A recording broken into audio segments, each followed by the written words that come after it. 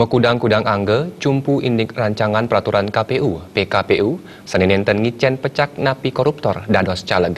Perindikan puniki ketureksain preside nes kewenangan korupsi ring angge legislatif.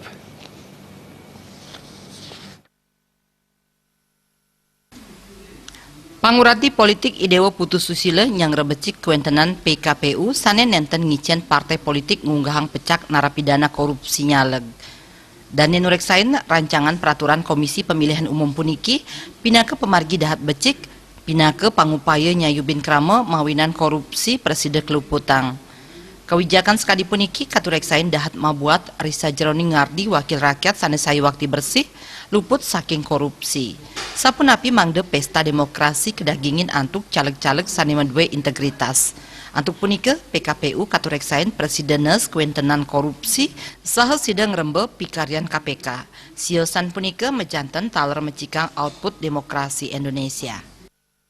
Narapidana yang terkait dengan kasus korupsi itu tidak boleh mengikuti pemilihan umum. Itu sangat luar biasa ide itu, karena buat pesta demokrasi kita yang mana selama ini kita ketahui bahwa kita selalu disuguhkan dengan caleg-caleg yang mereka punya rekam jejak yang sangat memprihatinkan ya, khususnya dalam kasus-kasus korupsi. Jadi saya pribadi sangat menyambut baik dan apresiasi yang sebesar-besarnya jika rancangan PKPU ini diberlakukan segera mungkin.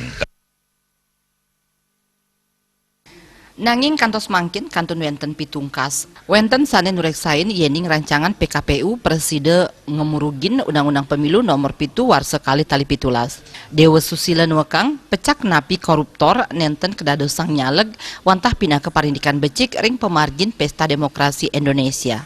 Suparyana Miwah Riase, Bali TV.